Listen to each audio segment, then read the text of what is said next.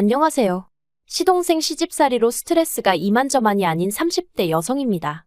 이제 막말로 이판사판이다 싶으니 까놓고 얘기해 볼게요. 처음 남편과 만나게 된 건 친한 언니를 통해서였어요. 당시 저는 막 사회생활을 시작한 차였고 남편은 저와는 같은 업계지만 다른 회사를 다니는 직장인이었죠. 분야가 같다 보니 첫 만남에서부터 대화가 잘 통했고 이후로도 누가 먼저랄 것 없이 서로 연락을 주고받으며 관계를 발전시켜 나갔습니다. 하지만 처음부터 결혼을 전제로 한 만남은 아니었기에 2, 3년 동안은 딱히 결혼에 대해서 이야기를 나눠본 적은 없었네요. 그렇다고 언젠간 헤어질 건데 생각하며 만났던 것도 아니긴 하지만요. 한편 그런 와중에 아버님이 교통사고를 당하시면서 3개월 동안 병원 신세를 지셨거든요. 그리고 그때 남편이 아무래도 여러 가지로 생각이 많아졌던 모양이에요. 모르긴 몰라도 자기가 장남이기도 하고 그러니 시부모님께 결혼해서 애 낳고 잘 사는 모습을 보여드리고 싶었던 건 아니었나 싶기도 하고요. 아무튼 그때를 기점으로 남편이 적극적으로 결혼 이야기를 꺼내기 시작했고 한 명이 적극적으로 나오니까 이후로는 일이 착착 진행이 되대요. 하지만 상견례 자리에서 정말 꿈에도 생각 못한 이야기를 듣게 되었습니다. 처음에 남편과의 결혼을 허락받기 위해 시댁에 인사를 드리러 갔을 때도 그런 말씀은 전혀 없으셨는데 갑자기 저희가 결혼을 하더라도 당신들은 한 푼도 보태주실 수 없다고 하셨거든요. 친정부모님도 저도 몹시 당황스러웠죠. 그런데 더 당황스러웠던 건 심지어 남편도 처음 듣는다는 얼굴로 아버님 어머님을 바라보더라는 거예요. 하지만 두 분 다 태연하게 아들둘 키우느라 버는 족족이 써버려서 모아둔 돈도 없고 능력도 없다며 저희 친정부모님더러 그래도 둘이 좋아 죽고 못 산다니 결혼을 안 시킬 순 없지 않느냐 하시는데 시부모님의 뻔뻔한 태도에 정말 어이가 없었죠. 그래서 제가 친정부모님더러 그냥 집에 가자고 했어요. 남편에게는 시부모님하고 이게 어떻게 된 일인지 얘기를 잘 해보라 했고요. 그렇게 식당에서 나와 친정부모님 두 분 다 무슨 저런 사람들이 있냐시며 저를 위로하셨지만 솔직히 당시 저는 슬프기보단 화가 났습니다. 도대체 저랑 저희 부모님을 어떻게 보고 저런 식으로 말씀을 하시는 건지 어이가 없었죠. 정말 열불이 나서 손발이 부들거리고 가슴이 벌렁거리더라니까요. 그런데 그때 뒤에서 남편이 다급하게 제 이름을 부르며 쫓아왔어요. 그러자 친정부모님이 일단 그래도 얘기는 해보라며 자리를 비켜주셨고 그렇게 저랑 남편이 대화를 나누게 되었습니다. 그리고 남편은 하늘의 맹세코 자기 부모님이 저렇게 나오실 줄 몰랐다면서 자기도 너무 황당하고 매우 실망했다고 이참에 부모님과 단판을 지을 거라나요. 그리고는 정말 염치가 없지만 그래도 자기한테 한 번 기회를 줄 수 없겠냐고 묻는 거예요. 시부모님과는 별개로 자기 한 사람만 봐줄 수는 없겠냐면서 자기가 평생 저한테 잘하고 살겠다고요. 하지만 그땐 솔직히 이성적인 판단이 불가능했어요. 아무리 남편이 좋은 사람이라지만 시부모님하고 막말로 평생 안 보고 살 수 있는 것도 아닌데 떼어놓고 생각을 한다는 게 쉽진 않았죠. 그리고 결혼은 어쨌든 현실이라는 주변의 얘기처럼 도움을 받기는커녕 이러다 도움을 드리며 살아야 하는 건 아닐지 걱정도 되었고요. 아무튼 제가 이렇게 추려쓰곤 있지만 둘이서 3시간 넘게 대화를 주고받았고 결국엔 남편을 한번 믿어보기로 했어요. 그래도 남편이 말하길 자기가 모아둔 돈이 1억 가까이 있다고 했고 자기 나름대로 인생 계획이 있다면서 제 앞에서 읊어대는데 생각이 깊다는 것도 느껴졌고 그리고 연애하는 동안 지켜본 바로는 남편이 자기가 한 번 뱉은 말엔 책임을 질 줄 아는 사람이었거든요. 그래서 결국 제 마음을 따라가기로 한 거죠. 하지만 제 이런 결정을 친정부모님께 알리니 친정부모님은 영 탐탁치 않아 하시는 눈치셨어요. 남편과 이야기를 해보라는 건 잘 달래서 정리를 하라는 뜻이었다 하시며 곤혹스러워 하셨지요. 그리고 어려서부터 제가 내린 결정은 웬만하면 존중하고 믿어주시던 분들이셨지만 그때만큼은 저를 완곡히 말리시더라고요. 그래도 전 제 나름대로의 확신이 있었기에 고집을 꺾지 않았고 결국 부모님이 다시 한번 저를 믿어주시면서 그렇게 저는 남편과 부부의 연을 맺게 되었습니다. 가진 게 없으니 배째라는 시부모님을 뒤로하고 친정부모님이 집을 해주셨고 남편이 모아둔 돈으로 결혼식을 치르고 혼수를 채웠어요. 그리고 나니 돈이 좀 남아 이걸론 차를 살까 말까 하니까 친정아버지가 1,000만 원 주시면서 남편 차 사는데 보태라고 하셨죠. 예물 예단을 양쪽에서 다 생략하느라 저도 달리 받은 건 없었지만 남편한테 따로 해준 것도 없었거든요. 그러니 친정아버지께서 그게 내심 마음에 걸리셨던 모양이에요. 아무튼 남편이 저희 친정부모님이 그렇게까지 마음을 써주실 줄 몰랐다며 무척 감사해했어요. 어떻게 표현해야 하나 싶은데 전 제 결혼 생활이 이 정도면 충분히 이상적이라고 생각했고 그래서 이제 저희 결혼 생활에는 소위 꽃길만 있을 줄 알았어요. 그런데 생각지도 못한 곳에 지뢰밭이 있었으니 바로 남편의 하나뿐인 형제, 시동생이 문제였네요. 사실 시동생이 처음부터 눈에 까시긴 했어요. 나이는 남편보다 2살 어리고 저랑은 동갑이었는데 엄연히 따지면 제가 손이잖아요. 그런데 지가 모나 되는 거 마냥 어찌나 나서는지 꼴같잖더라고요. 처음에 시댁에 인사를 드리러 갔을 때도 어머님 아버님이 뭐라 말씀도 하시기 전에 저희 집 종교가 뭔지 제사는 지내는지 그런 걸 묻더니 자기네는 사촌들하고도 사이가 다 좋아서 가족 간의 화합이 중요하다 어쩌다 하는데 전속으로 너나 잘하세요 그러고 있었네요. 그러면서 1년에 제사가 5번 있는데 절대로 빠지면 안 된다는 둥, 그리고 미리 말해두는데 제사 음식은 정성이 들어가야 한다는 둥. 그러니까 남편이 시동생더러 원래 음식은 정성이라지만 너는 뭐 먹을 줄밖에 더 아냐고 무안을 주대요? 하지만 그 소리를 듣고 시동생이 기껏 한다는 말이 우리 집안 여자로서 어떻게 해야 할지 미리 귀뜸을 해주는 거라나 어쩐다나. 어이가 없었죠. 하지만 솔직히 그때는 처음 시댁에 인사를 드리러 간 날이라 긴장을 많이 했기도 해서 시동생의 말 같지 않은 소리에 하나하나 대꾸해줄 여유가 없었죠. 아무튼 식을 올리고 나서 보니까 제사가 무슨 5번이에요. 7번이나 있더라고요. 그런데 문제는 이 제사를 지내기 위해서는 여자들끼리 1차로 시댁에 모여서 음식을 하고 느지막이 남자들이 오면 그제서야 다 같이 시골로 이동을 하는 굉장히 비효율적인 방식이었어요. 게다가 거의 이틀에 가까운 시간을 할애해야 했는데 저는 남편과 마찬가지로 회사를 다니고 있었으니 도무지 그럴 만한 시간이 없었죠. 그래서 남편에게 내가 꼭 가야 하냐니까 안 가도 된답니다. 본가에는 자기가 얘기할 테니 걱정하지 말라면서 말이죠. 그래서 명절의 제사에는 참석하지 않았어요.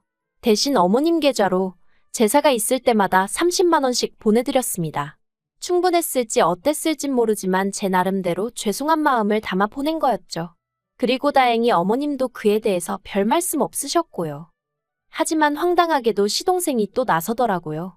그날도 저는 회사에 있었는데 시동생 번호로 전화가 걸려오길래 이걸 받아마라 하다가 그래도 혹시 어머님 아버님한테 무슨 일이라도 생겨서 한 전화일지도 모른다는 생각에 그냥 받았더니만 대뜸 형수 또 안 와? 이러는 겁니다.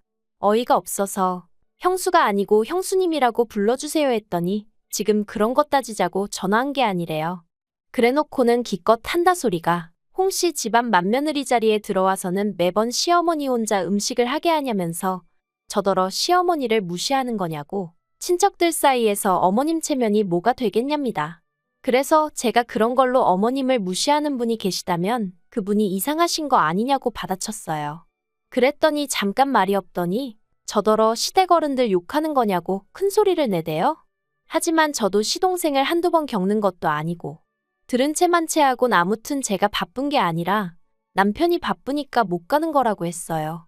만약에 누가 제사에 오니 안 오니 따지면 남편이 무조건 자기가 바빠서 못 간다고 하라고 했거든요.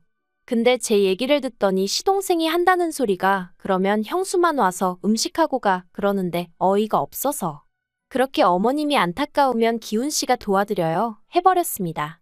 참고로 원래는 저도 도련님하고 불러줬는데 말끝마다 형수 해대니까 짜증나서 저도 그냥 이름 부른 거예요. 아무튼 이후에도 시동생하곤 여러 차례 부딪혔고 그때마다 저도 받아친다고 받아쳤지만 그렇다고 스트레스를 안 받은 건 아니었죠. 그러다 2달 전이었어요. 어머님하고 통화를 하는데 지나가는 말처럼 얘기하시길 시댁 부엌에 자꾸 누수가 생겨서 이참에 리모델링을 할까 하신다더라고요. 그래서 그냥 그러시냐 하고 말았네요. 솔직히 어머님이 당신 집 리모델링 하신다는데 제가 딱히 할 말이 마땅치 않기도 했고요. 그런데 그 이야기가 있고 며칠 뒤에 아버님 생신이어서 시댁에 내려갔습니다. 말이 나왔으니 말인데 여기에 관해서도 할 말이 있는 게 원래는 시댁에 5시까지 내려가기로 되어 있었거든요. 시댁에는 차를 가진 사람이 없으니 저희가 시댁으로 먼저 가 시부모님과 시동생을 태우고 식당으로 이동할 생각으로요. 그런데 약속 이틀 전 시동생이 문자로 저한테 5시까지 오란다고 딱 5시까지 오지 말고 오전에 내려와서 미역국이라도 좀 끓이는 게 어떻겠냐대요. 어처구니가 없어서 그 문자 그대로 남편한테 보냈어요. 그리고 시동생한테는 아버님 생신인데 직접 끓이지 그러냐고 답장을 했죠. 그리고 이유는 뭐? 말해 뭐 하겠어요. 남편도 시동생한테 전화로 욕을 퍼부었던 모양이에요. 니나 똑바로 하지 싸가지 없게 왜 형수한테 이래라 저래라 하느냐고요. 그리고는 한 번만 더 이따위로 굴면 가만 안 둔다고 했다는데. 솔직히 남편이 시동생한테 그렇게 얘기를 한 게 처음이 아니었거든요. 그래서 이번에도 그냥 하는 소린 줄 알았네요. 아무튼 원래 계획대로 약속 당일 시댁에 도착하여 식당으로 이동을 했어요. 그리고 저희 아버님이 평소에도 식사하시면서 반주하시는 걸 좋아하시는데 그날은 당신 생일이었으니 더 기분이 좋으셨던 모양입니다. 아들들한테도 계속해서 술을 권하셨거든요. 그런데 저희 남편은 운전을 해야 한다며 술을 입에 대지 않았고 그래서 남편 대신 제가 조금 마셨어요. 그리고 어느덧 분위기가 무르익을 때쯤 어머님이 다시 리모델링 얘기를 꺼내시는 겁니다. 원래는 부엌만 하려고 했는데 인테리어 사무실에 가보니까 어차피 부엌만 해도 집이 엉망이 되는 건 똑같다면서 이참에 싹 다 고치고 새집같이 해놓고 살면 얼마나 좋겠냐 하더래요. 그래서 어머님도 따져보고 생각도 해보니까 또 이렇게 마음먹었을 때 하는 거지 싶으시더라며. 그러니까 결론은 집 내부를 전부 수리하셔야겠다고요. 그런데 저는 솔직히 그게 꼭 필요한가 싶었어요. 제가 알기로는 지은 지 8년인가 밖에 안 된 아파트라서 다 때려부실 필요는 없을 것 같았거든요. 하지만 말씀하시는 내내 어머님 표정이 상기되어 있었고 다른 사람들도 가만히 있는데 제가 따지고 들기가 좀 그렇잖아요. 그래서 그냥 잘 결정하셨다고만 했네요. 그런데 갑자기 어머님만 색이 확 어두워지면서 문제는 돈이랍니다. 인테리어 업자가 3천만 원을 부르더라는 거예요. 솔직히 저도 리모델링 그게 돈이 한두 푼 드는 게 아닐 텐데 하는 생각을 아닌 게 아니라 했었거든요. 하지만 통화하실 때 돈이 있고 없고 그런 말씀은 안 하셨으니 저도 크게 신경 쓰진 않았죠. 그런데 알고 보니 돈도 없으신 상황에서 계획만 세워두신 거였더라고요. 그리고 그때 시동생이 저희 부부더러 얼마나 보탤 거냐고 묻는 거예요. 무슨 귀신 신하라 까먹는 소린가 싶어서 제가 시동생을 쳐다봤어요. 남편도 대번에 돈이 어딨냐며 정색을 했고요. 그러니까 이번엔 아버님이 너네가 결혼한 지가 얼만데 아직도 돈을 못 모았냐면서 살림을 어떻게 하는 거냐고 언성을 높이시는 거예요. 주변에 사람들도 많은데 민망하고 억울하고 짜증도 나고. 하지만 아버님은 계속해서 어떻게 돈을 하나도 못 모았냐며 그러지 말고 반만 보태라시는데 반이라고 해도 1,500이잖아요. 황당하다 못해 어이가 없어서 웃기더라니까요. 그래서 없다고 했어요. 남편도 저도 둘 다 그렇게 큰 돈은 없다고요. 그리고 그날 결국 분위기가 엉망이 돼서 집에 왔어요. 시댁으로 돌아가는 차 안에서 시동생이 뚫린 입이라고 자식이 돼서 그러는 거 아니라는 둥, 형이 변했다는 둥 헛소리를 찍찍해 대니까 남편이 시동생더러 조용히 하라고 한마디 하대요. 그런데 황당하게도 어머님께서 당신은 아들 키워서 남 좋은 일 시켰다는 이해 못할 말씀을 하시는 거예요. 그래도 뭐 결과적으로 못 해드린다고 했고 시부모님도 현실을 받아들이셨을 거라 믿었습니다.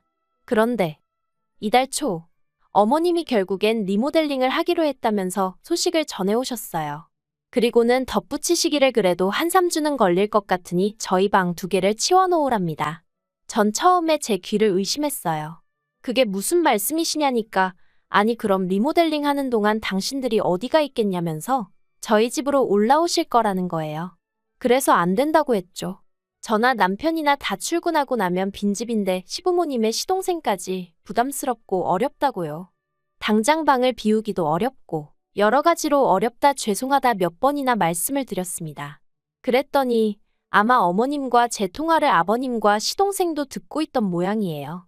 아버님이 전화기 내놔라 어째라 난리가 났고 34평짜리에서 둘이 살면서 시부모도 못 오게 하냐 어쩌냐 싸가지가 있네 없네. 그래서 제가 회사라 통화 길게 못한다. 나중에 다시 남편하고 연락드리겠다 하고 일단 전화를 끊었습니다. 마음이 심란하여 도통 일이 손에 잡히질 않아 결국 평소보다 조금 일찍 퇴근을 했어요. 그리고 남편에게 전화하여 이런 일이 있었다 하니 자기도 바로 집으로 오겠다대요. 그리곤 얼마 안 있다 저더러 바로 지금 시댁에 가자더니 진짜 시댁으로 향했습니다. 시부모님께선 저희가 평일 저녁에 그렇게 올 거라곤 생각지 못하셨겠죠. 꽤 당황하신 얼굴로 저희를 맞으셨거든요. 그리고 밉상 시동생도 집에 있었어요. 아무튼 좋은 일로 찾아간 게 아니었던 만큼 바로 본론으로 들어갔습니다. 남편이 어머님 아버님 떨어 도대체 무슨 얘기냐고, 리모델링은 뭐고 우리 집엔 왜 오신다는 거냐 하니까, 그러면 집안을 다 뒤집어 엎는다는데 여기서 우리 셋이 어떻게 지내냐며 어머님 아버님 시동생 할 것 없이 다들 난리더라고요. 그러자 남편도 그러니까 대책도 없이 일단 리모델링부터 하겠다 하고 통보를 해오면 어떡하냐면서 화를 내대요. 그런데 그때 시동생이 한다는 말이 남편더러 너무한다면서 부모님을 무시해도 정도가 있는 거 아니냐고. 형수가 얼마나 무섭길래 그러냐며 막말로 형수가 시부모님 못 오시게 하고 그러면 형수를 두들겨 패서라도 정신머리를 고쳐놔야지. 어떻게 형수한테 휘둘리고 살 수가 있냐면서 남편더러 실망이다 그러는데 제가 방금 뭘 들은 건가 싶더라니까요. 그래서 제가 지금 진심으로 하는 얘기냐니까 시동생이 제가 지 마누라였음 벌써 뒤지게 맞았답니다. 그런데 그 순간 저보다 남편이 먼저 주먹을 날려 시동생 얼굴을 정통으로 갈겼어요. 보자 하니까 못하는 말이 없다면서. 남편한테 한 대 맞고 나가떨어진 시동생은 쌍코피가 났고 어머님 아버님은 형이 돼서는 동생을 이렇게 패냐고 고함을 치셨습니다. 그리고는 어머님은 대뜸 해준 거 없다고 시부모 괄시하는 거 알면서도 당신이 아무 말 안 했지만 저 때문에 형제간이 이렇게 된 건 못 참는다며 저더러 남편하고 이혼하랍니다. 그러자 이번에도 남편이 저보다 한 발 빨리 어머님께 그런 말씀 다신 하지 마시라고, 지금 제가 누구 덕에 이렇게 해놓고 사는 줄 모르시냐고 악을 쓰더니 시동생을 가리키며 저 자식 때문에라도 당분간 여긴 안 오겠다고 딱 선을 긋더라고요. 그리고는 시동생더러 너는 사람 구실 좀 하고 살으라고, 나이 처먹고 부모님한테 빌붙어 사는 버러지 같은 자식이라고 욕을 하더니 한 번만 더 내 와이프한테 말 그따위로 했다간 쌍코피가 아니라 아주 묵사발을 만들어주겠다고 하대요. 그리고는 뭐 뒤도 안 돌아보고 저더러 집에 가자 하대요. 솔직히 올라오는 차 안에서 좀 전에 있었던 일을 곱씹어보니 통쾌하기도 하고 동시에 씁쓸하기도 하고, 그냥 제가 마음을 좀 넓게 쓴다 생각하고 올라와 계시라고 할 걸 그랬나 하는 쓸데없는 죄책감도 들고 기분이 좋기만 한 건 아니었네요. 하지만 지금은 그래도 며칠 지나서 그런지 마음이 안정이 됐어요. 매사 제 마음 같을 수도 없는 거고 그러니 시간에 맡겨두렵니다. 이러다 언젠가 좋아질 수도 있고 이렇게 영영 먼 가족처럼 살게 될지도 모르죠. 하지만 전 그냥 저랑 남편만 생각하면서 살아야겠어요. 적어도 남편이 그때 그 약속처럼 계속해서 제 곁에서 저를 든든히 지켜주기만 한다면 적어도 두렵고 겁나는 일은 없을 것 같으니까요.